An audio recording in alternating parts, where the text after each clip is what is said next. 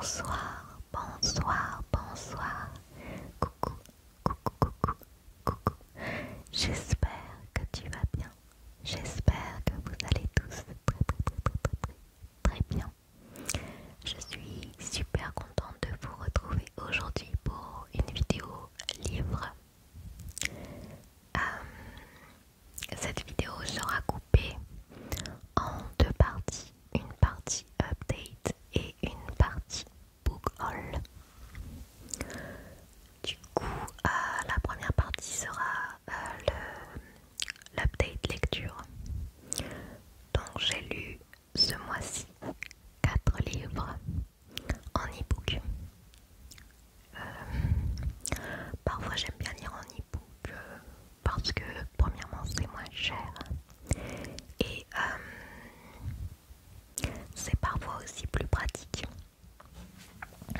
Donc j'ai pris mon petit carnet, j'ai écrit les noms des auteurs et des maisons d'édition parce que je ne me rappelle jamais de leur nom.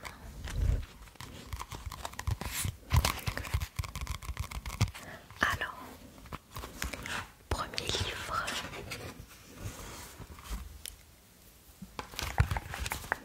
J'ai lu La Cage de Emma Segues aux éditions Ozu. La Cage, c'est un suspense thriller que j'ai vraiment bien aimé. On suit Ella qui se réveille dans une pièce avec 5 autres femmes. Ella ne comprend pas ce qui se passe puisque la dernière chose dont elle se souvient, c'est qu'elle était dans son lit en train de dormir. Donc comment elle se retrouve là quoi. On va aussi connaître les 5 autres femmes et en fait elles ont toutes un point en commun. Elles sont dans une sorte d'appartement sans fenêtre avec quand même plusieurs pièces. Elles ne sont pas torturées, au contraire elles ont à boire, à manger, elles peuvent même se laver. Chacune elles ont leurs propres produits de soins qu'elles utilisent quotidiennement dans leur vie. On leur a donné des choses aussi qui leur appartiennent. Donc le ou les personnes qui les ont enlevées savent beaucoup de choses sur elles.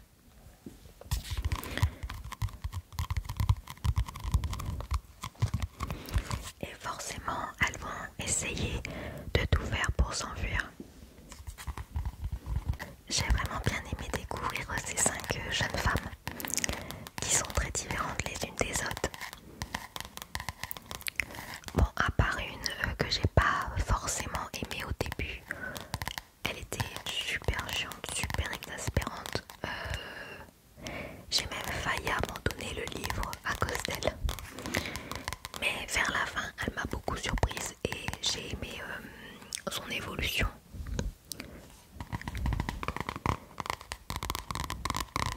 Le livre est scindé en 2 parties et la deuxième partie est...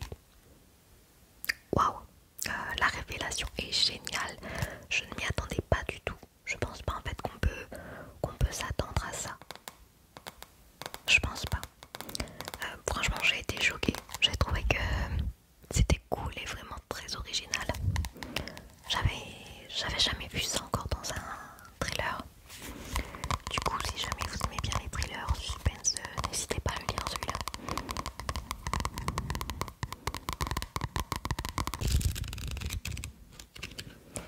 Deuxième livre, j'ai lu The Kiss of Deception de Mary E. Pearson aux éditions La Martinière Jeunesse. Alors, ce livre a été une très bonne découverte, très bonne surprise aussi.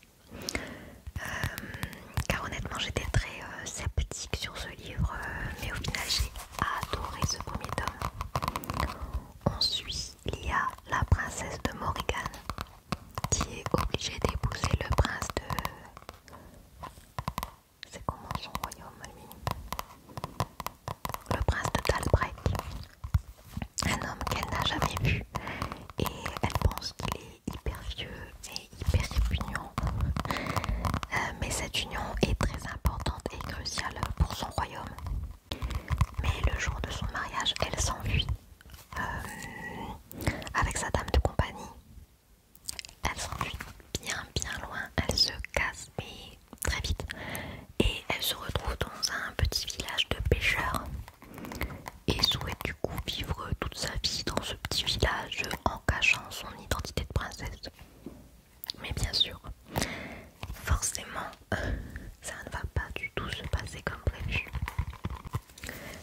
deux hommes vont arriver dans ce village.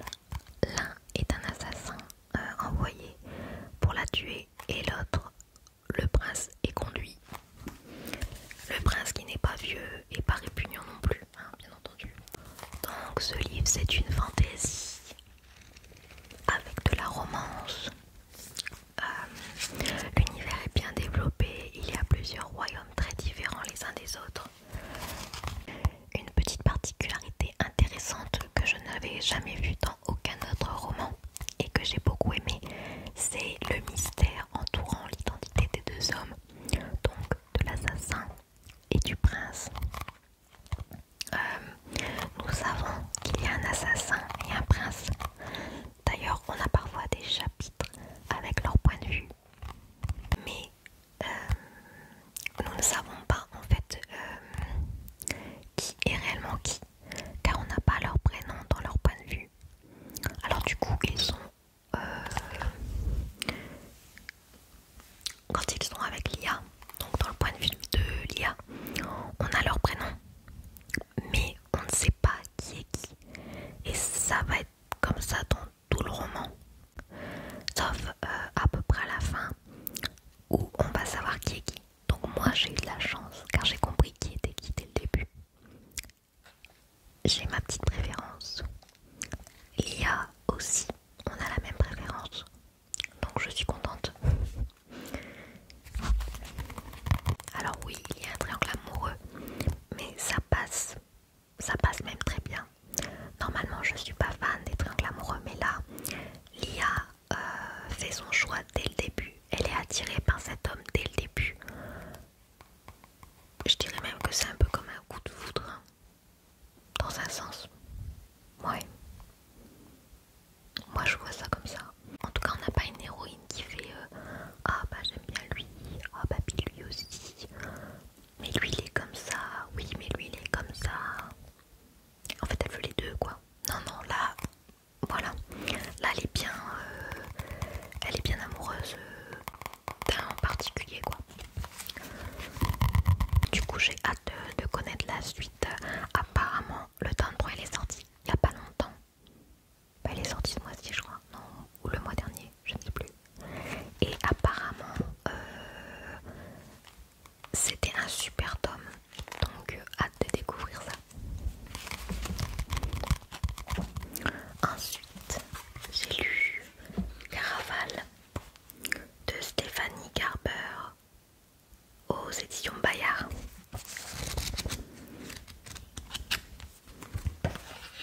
Du coup Caraval, c'est un énorme coup de cœur sur celui-ci. Je suis tombée amoureuse de Caraval, franchement, dès les premières lignes. J'ai tellement hâte de connaître la suite. Donc le tome 2, le tome 3. Nous suivons Scarlett qui depuis toute petite rêve de participer à Caraval. Donc c'est un jeu où s'invite la magie. Sa grand-mère lui racontait à elle et à sa sœur beaucoup d'histoires sur Caraval. Donc c'est pour ça aussi que Scarlett est très intéressée. Donc elle envoie des lettres chaque année à Légende, qui est le célèbre magicien de Caraval, pour qu'il puisse venir dans sa ville faire ses petits tours de magie quoi. Mais sans succès, il ne lui répond jamais. Et puis un jour, quelques années plus tard, elle reçoit une lettre de Légende qui l'invite à participer à Caraval sur une île. Malgré qu'elle soit très excitée d'avoir reçu cette lettre, elle ne veut pas y aller car le jour de son mariage arrangé arrive à grands pas. Et son père, c'est un tyran qui ne la laissera jamais partir là-bas, même si c'est pour quelques jours. Mais il y a sa sœur qui s'appelle Donatella et qui elle aussi veut participer. Et donc elle kidnappe sa sœur Scarlett avec l'aide d'un homme, Julian. Du coup Scarlett se voit bien obligée de participer à Caraval. Mais les choses ne se passent pas comme prévu lorsque Scarlett se rend compte que cette année le but du jeu c'est de retrouver sa sœur qui a été enlevée par les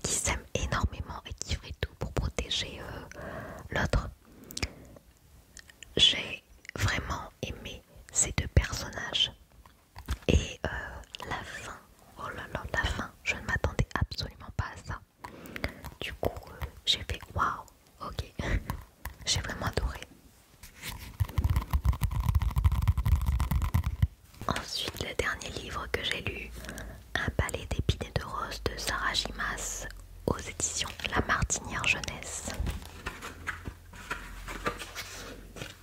Du coup, Un palais d'épines et de roses, ça a été également un coup de cœur. Ce livre est très connu de la sphère booktube, BookTok. Il a de très bons avis, mais aussi de très mauvais avis. C'est pourquoi j'ai tardé à le lire, car apparemment, quand on regarde les avis, c'est tout ou rien. Soit on adore, soit on déteste. Et d'ailleurs, c'est pourquoi je l'ai acheté en e-book, parce que j'étais vraiment pas certaine d'aimer. Et au final, j'ai bien accroché à l'histoire dès le début.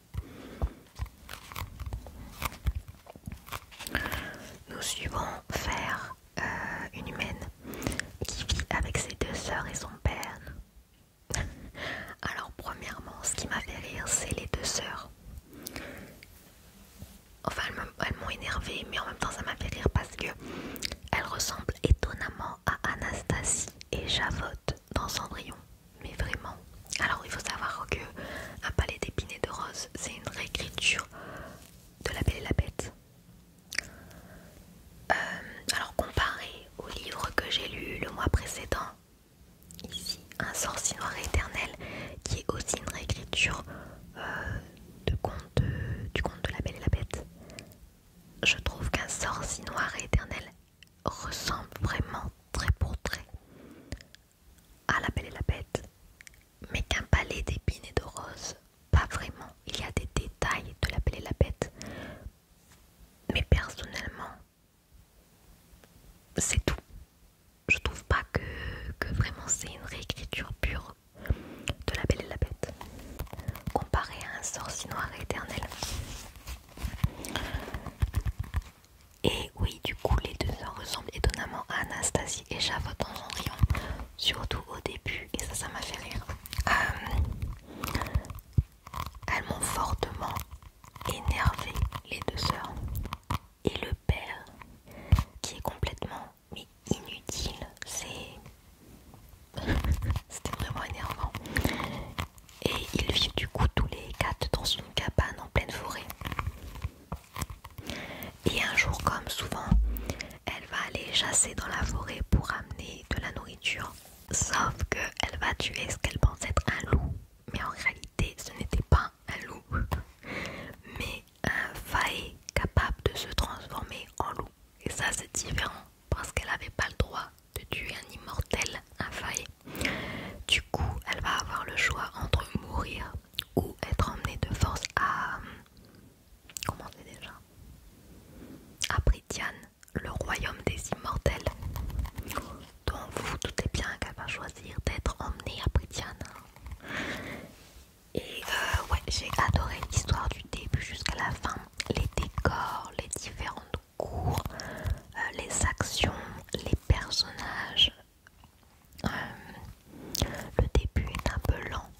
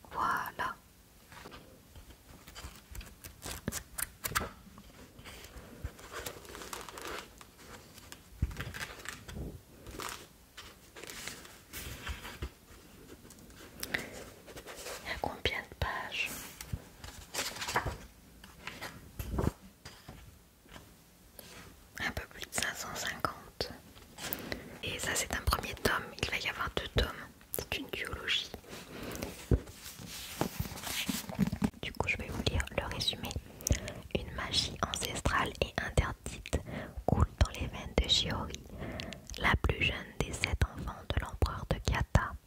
Elle découvre que sa belle-mère en est dotée, elle aussi.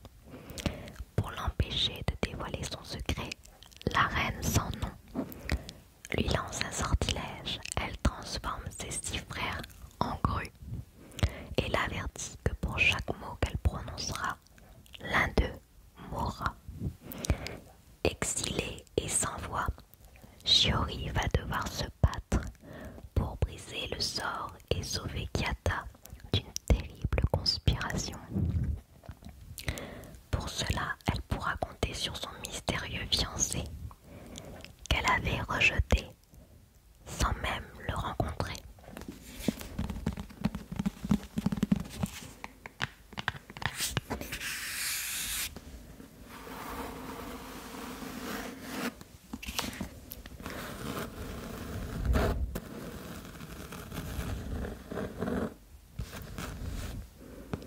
Du coup, ça c'est une réécriture de conte asiatique apparemment, mêlant de la fantaisie, de la romance et de la magie, si j'ai bien compris.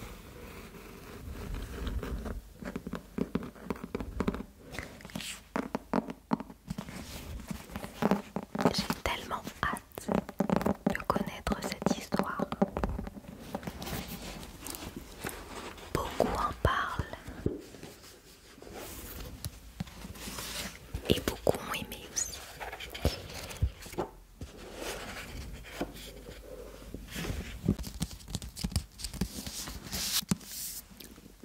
Voilà pour celui-ci.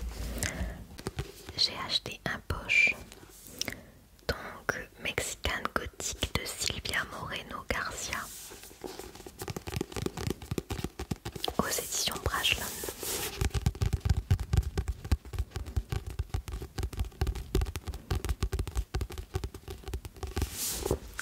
J'adore aussi la couverture avec du vert et du bordeaux comme ça, très joli.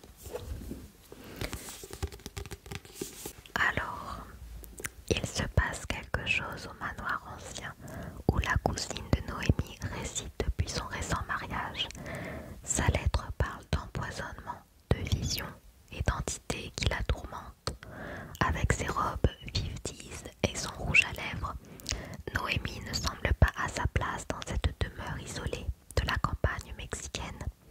Mais elle ne se laisse pas impressionner par l'époux de sa cousine, aussi troublant qu'hostile, ou le patriarche familial fasciné par la jeune invitée, ou la maison elle-même qui suscite des rêves de meurtre et de cérémonies impies. Noémie va découvrir son effrayante histoire de violence et de folie.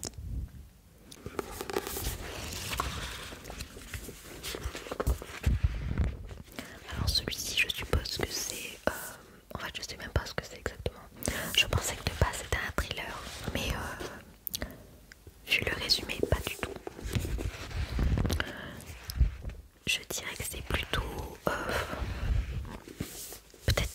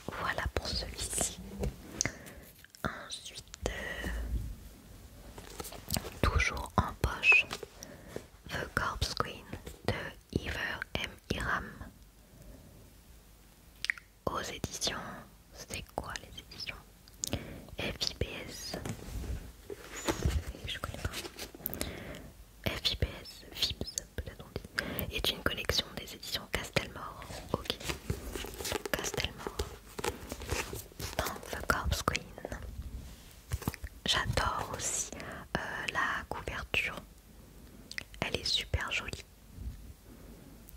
Elle fait très automnale. Idéal aussi pour octobre. Alors que le corps de sa meilleure amie Kitty vient d'être retrouvé, Molly Green, orpheline de 17 ans, découvre l'existence d'une tante dont elle ne savait rien. Richissime, Ava est disposée à prendre la jeune fille sous son aile, à condition qu'elle soit prête à en payer le prix, car Ava a bâti sa fortune en vendant des dépouilles à des étudiants en médecine et elle veut que Molly l'aide à se procurer les corps. Y voyant l'occasion de remonter la trace de l'étudiant qu'elle pense être l'assassin de Kitty, Molly accepte et découvre son nouveau métier et surtout les leçons d'anatomie du docteur Laval qui vont la fasciner. Mais à cette époque, aucune femme n'est censée devenir chirurgienne. Alors qu'un meurtrier sévit en ville et que la mort de Kitty reste impunie, la poursuite du savoir devient pour Molly une danse mortelle.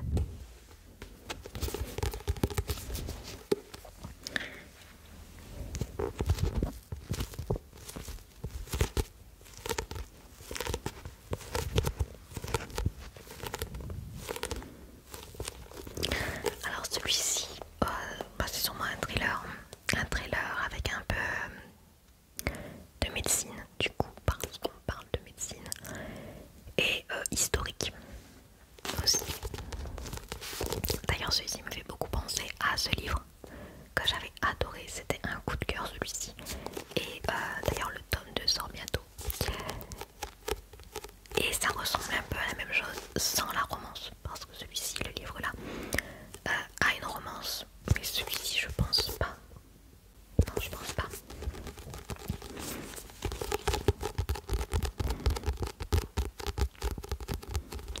Mais ça parle de médecine tous les deux. Et ça fait un petit peu, même celui-ci, ça fait un petit peu suspense thriller, je trouve.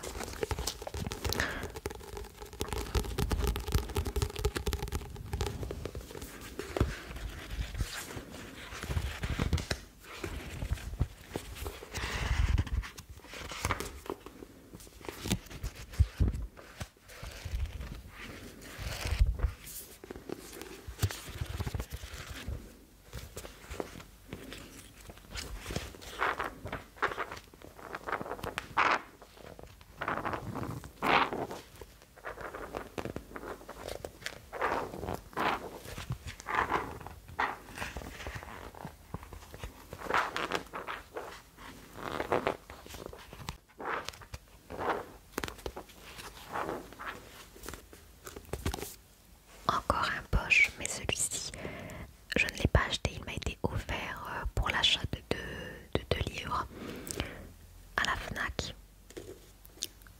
Forcément, c'est pas ce que je lis habituellement, mais j'ai choisi celui-ci. Il y avait d'autres livres, hein, mais avec la momie, je me suis dit, bon, peut-être que celui-ci peut me plaire.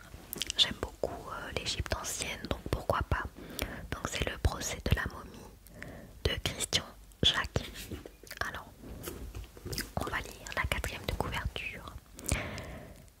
1821, l'explorateur Giovanni Belzoni quitte les bords du Nil pour ceux de la Tamise. Il emporte avec lui une momie singulière, si bien conservée qu'elle en paraît vivante. À Londres, il organise le démantelétage de sa trouvaille devant le fleuron de la bonne société. L'étonnant spectacle fait scandale. 3 notables manquent de respect à l'antique dépouille. Mais on n'insulte pas impunément la terre des pharaons. Tous 3 sont retrouvés morts le lendemain. Et la momie a disparu. Chargé de résoudre les assassinats, l'inspecteur Higgins de Scotland Yard soupçonne fort cette affaire d'être liée à l'agitation révolutionnaire qui secoue les bas-fonds londoniens. Crime après crime, celui dont on a troublé le repos lave dans le sang l'affront qu'on lui a fait.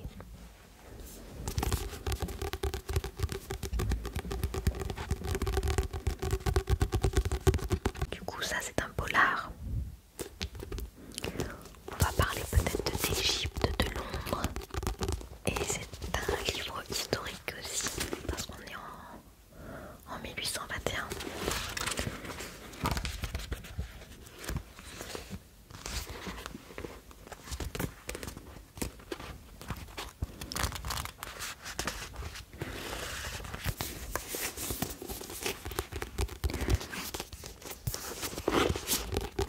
Même si ce n'est pas le genre de livre que je lis habituellement,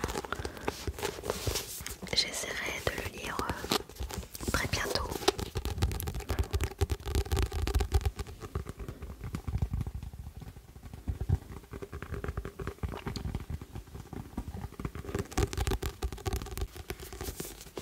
En plus, c'est écrit aussi un roman policier très documenté sur fond de ferveur égyptologique dans le Londres du 19e siècle.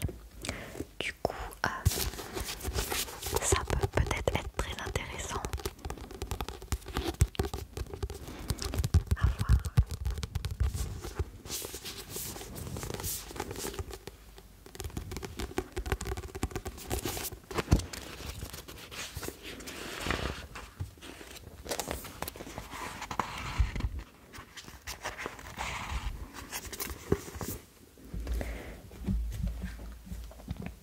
Ensuite,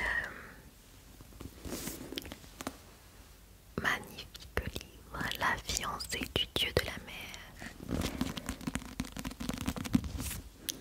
Il est vraiment trop beau. Du coup, encore un livre asiatique.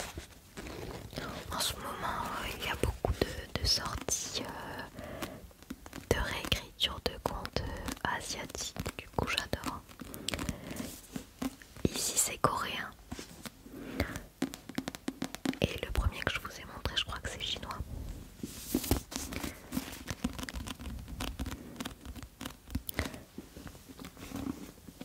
Donc, La fiancée du dieu de la mer de Axi Oh aux éditions Lumen.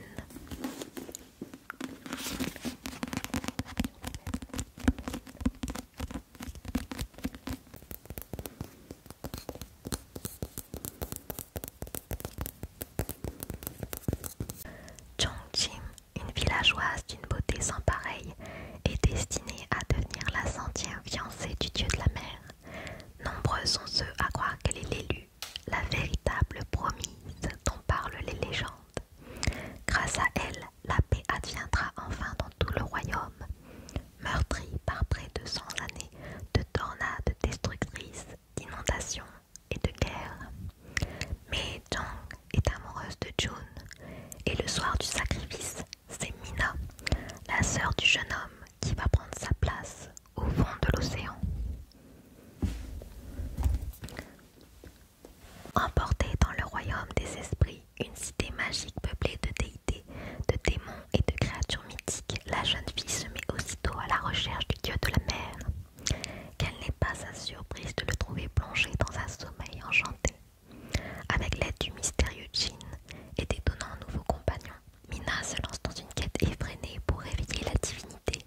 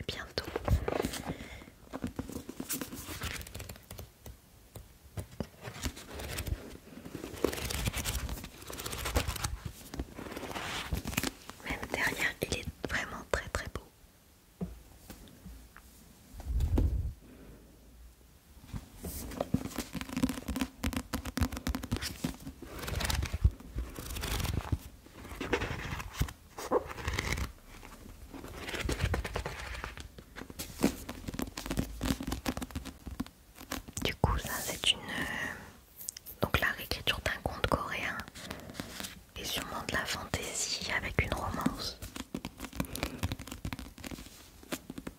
Hâte de pouvoir le lire. Ensuite, encore une réécriture asiatique. Donc là, je pense plutôt chinois. La fille de la déesse de la lune. Alors, il est vraiment magnifique aussi. Voilà. Et celui-ci, je l'ai acheté en relié. Donc il a un jaspage rose. Et l'intérieur aussi est vraiment tout rose. Donc, voyons voir le résumé. Shiyin est la fille de la gardienne de la lune, captive de sa mission impériale depuis qu'elle a volé un élixir d'immortalité qui lui était interdit. La jeune fille a donc grandi dans la solitude et le secret. Son existence ne doit arriver aux oreilles de l'empereur céleste sous aucun prétexte, jusqu'au jour où ses pouvoirs magiques la trahissent. Elle est alors contrainte de fuir la lune, laissant sa mère derrière elle, se promettant de revenir la sauver dès qu'elle le pourra. Elle rejoint le royaume céleste où elle rencontre le fils de l'empereur qui la forme au tir à l'arc. Une étrange force magnétique semble la pousser vers le jeune homme, prince et donc fils de son ennemi. Mais Jiyin ne peut pas perdre des yeux sa mission. Elle décide de rejoindre l'armée céleste auprès du mystérieux et imprévisible capitaine Wenji. Au cours de sa quête entre terre et cieux pour sauver l'honneur de sa famille, Jiyin croisera créatures légendaires et ennemis machiavéliques et parfois insoupçonnés.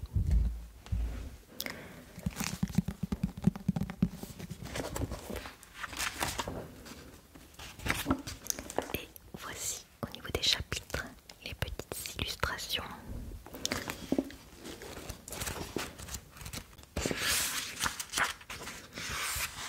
Alors ça je dirais pareil, hein, c'est une fantaisie avec une romance. Écriture asiatique.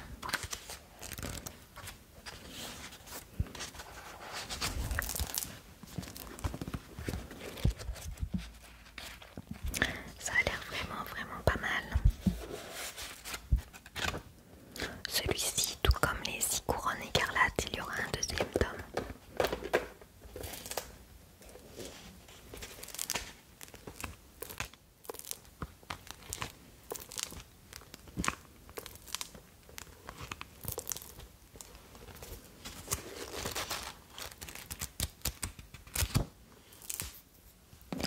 Voilà.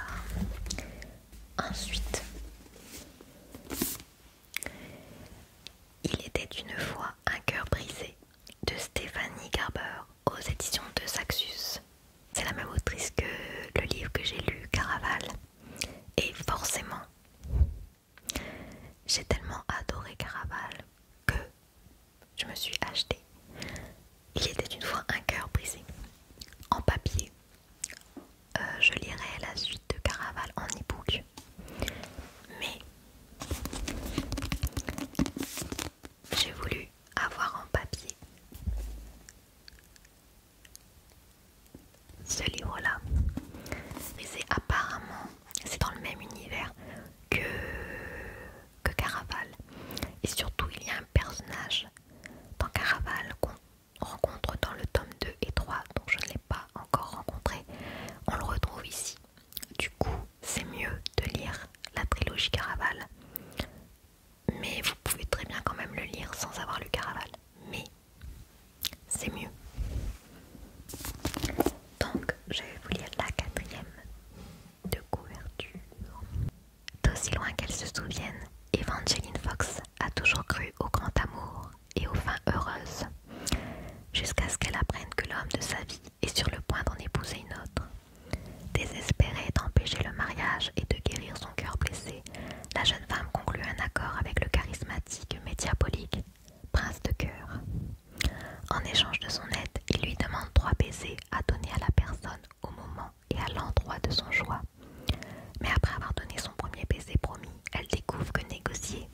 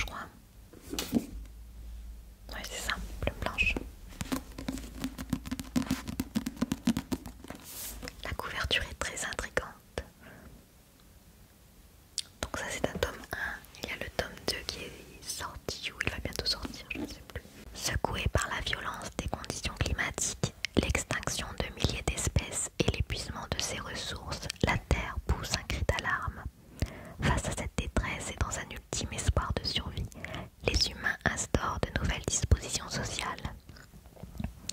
Si l'Amérique voit apparaître des purges sanglantes, l'Europe, elle, annonce la création de la loi Sistra. Kali, née dans ce monde-là, fillette intelligente, aimée de ses parents, son destin bascule avec l'arrivée de cette petite sœur interdite, Kaya.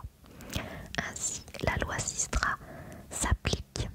Les enfants seront séparés, élevés loin des leurs, selon des mœurs bien différentes, pour mieux se retrouver quelques années plus tard, le jour où elles devront s'affronter. Il ne doit en rester qu'une. L'autre doit s'éteindre à tout jamais. Donc celui-ci a l'air vraiment pas mal. Bon bah on est dans une dystopie, hein, forcément. Avec, je pense qu'il va y avoir une rivalité entre sœurs.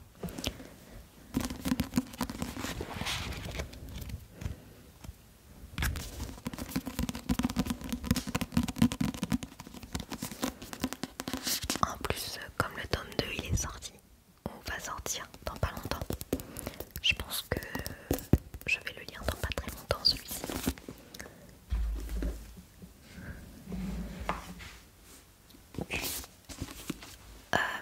Donc Les Amants Maudits de G.A.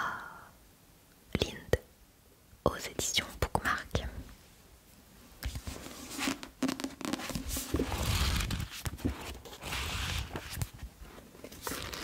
Donc dans ce livre il y a des failles et ben, j'adore les histoires avec les failles, donc forcément. Du coup, qu'est-ce qu'on dit? Kerrigan vit dans la maison des dragons depuis ses 5 ans. Il est maintenant temps pour elle de trouver sa place au sein d'une tribu.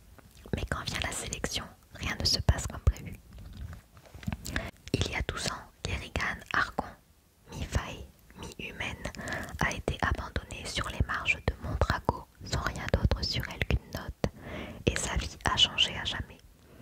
Recueillie par la Maison des Dragons, elle suit le programme de formation d'élite pour les failles aux talents les plus prometteurs qui y est dispensé et à l'issue duquel tous les ans, les étudiants de 17 ans sont sélectionnés par l'une des 12 tribus Talandria pour entrer dans la société. Et cette année, tout le monde est sélectionné, sauf Kerrigan. Elle se voit donc contrainte à conclure un marché avec la Société du Dragon. Elle dispose d'un mois pour convaincre une tribu de la choisir, ou elle renoncera à la liberté dont elle a toujours rêvé. Aidée du plus improbable des alliés, le prince Fordham Olivier, un faille maudit de la Maison des Ombres qui a échappé à son sinistre trône. Kerrigan doit tracer son propre destin pour remodeler le monde.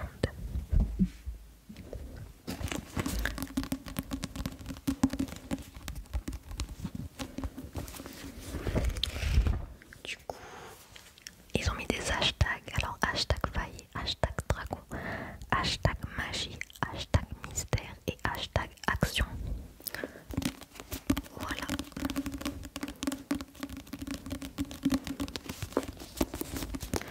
Pareil, le tome 2 de celui-ci va sortir dans pas très longtemps.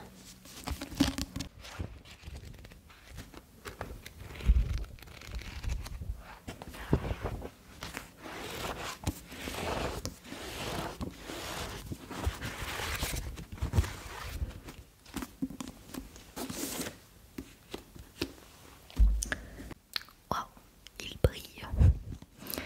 C'est Twin Crowns de Catherine Doyle et Catherine Weber aux éditions Bayard.